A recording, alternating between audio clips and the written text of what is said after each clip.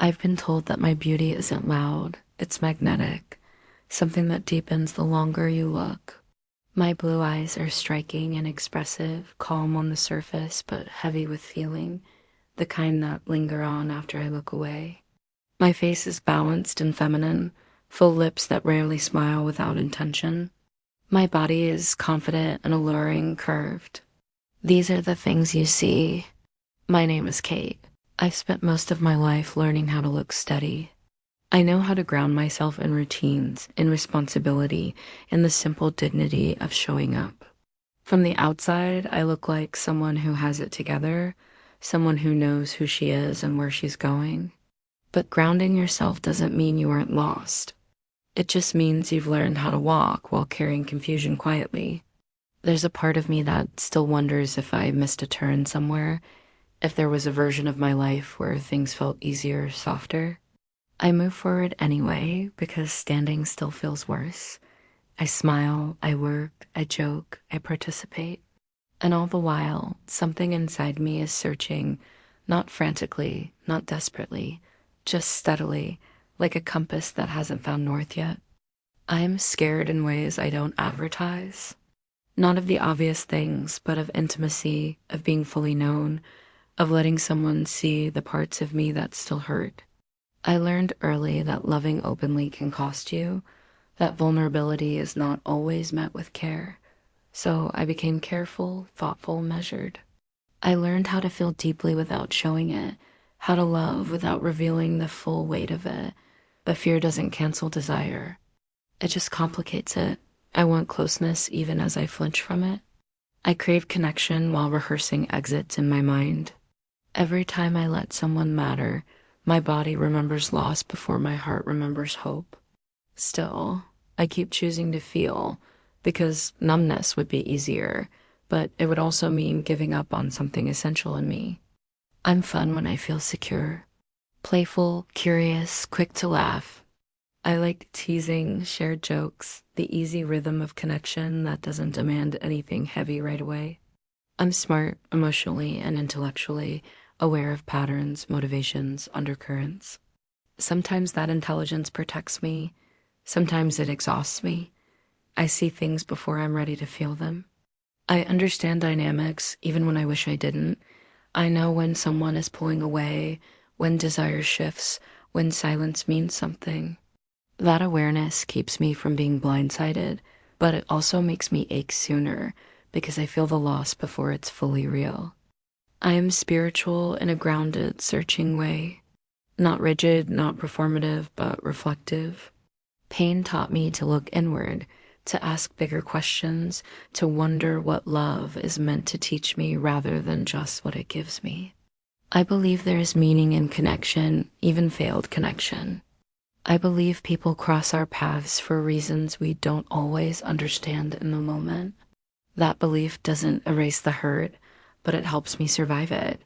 It reminds me that my softness is not a flaw, that my longing is not a weakness, that my desire to love deeply is part of who I am meant to be, not something to outgrow.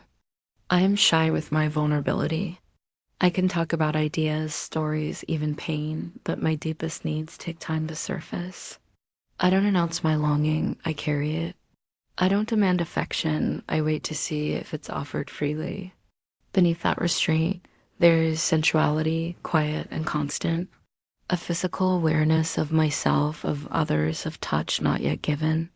I long to be held, to be wanted, to be touched with intention rather than urgency.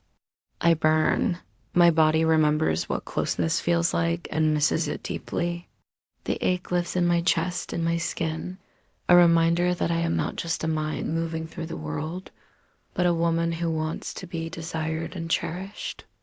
I crave love in two languages, mental and physical.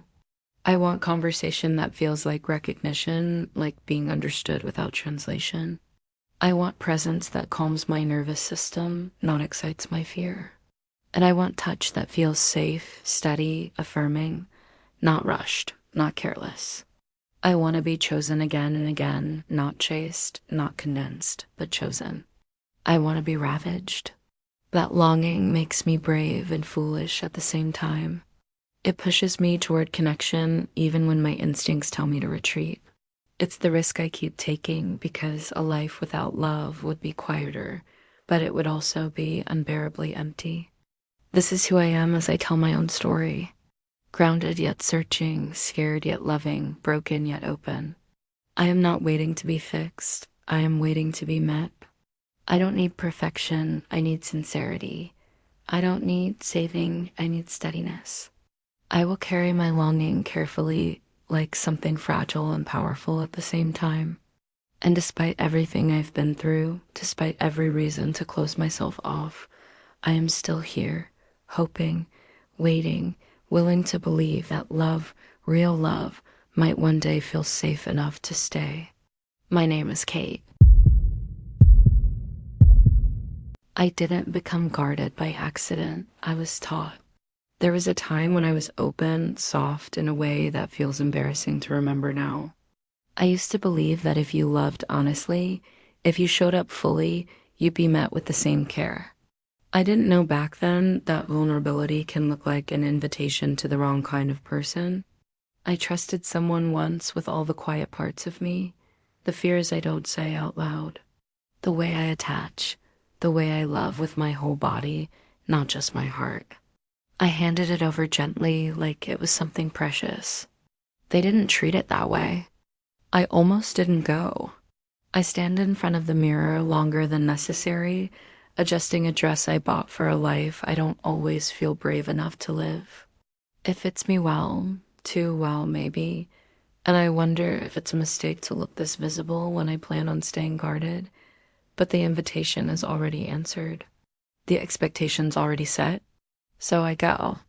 The gala is loud in that polished way, crystal glasses clinking, laughter floating just a little too easily, everyone pretending they belong exactly where they are. I arrive alone, shoulders back, smile practiced. The kind of smile that says I'm fine, even when I feel like I'm balancing something fragile inside my chest. I hate the first 10 minutes the most. Standing without an anchor, holding a drink I don't really want, scanning faces, hoping not to see anyone who knows how to ask the wrong questions. That's when I notice him. I look away at first. Of course I do. But a few minutes later, he's standing beside me, not too close, not too far. Respectful distance. That alone disarms me more than it should. First time here? He asks, voice low enough that it feels like it's meant only for me. I nod. Is it that obvious? He smiles, not sharp, not practiced. Warm, only because you look like you're deciding whether to escape. Something tight in me loosens, just a little. I'm still considering it, I admit. Fair, he says. I usually give it 20 minutes before I decide. We talk about harmless things at first, the event, the food, the strange energy of rooms full of people pretending not to be nervous. He doesn't ask personal questions. He doesn't push. He lets silence exist without rushing to fill it. I notice that my shoulders drop. I notice that I'm breathing easier. When he laughs, it's soft, genuine. When he looks at me, it isn't consuming, it's curious. Like he's trying to understand rather than conquer. And that unsettles me in a way I don't immediately know how to categorize. You came alone, he says eventually, not as an accusation, just an observation. So did you. I reply, he nods. Sometimes it's easier that way. I feel that sentence lands somewhere deep. We stand closer now. Not touching, but aware. I can feel the heat of him beside me, the subtle pull of attention that makes my body wake up, even as my mind stays cautious. I remind myself not to read into it. I remind myself that connection doesn't always mean danger. Still, when he offers his arm as we move toward the main hall, I hesitate for half a second before taking it. And when I do, something inside me whispers, quiet but unmistakable, "Be careful." Right beside it, another voice answers, "But maybe don't run." And for the first time in a long while, I don't know which one I'm going to listen to.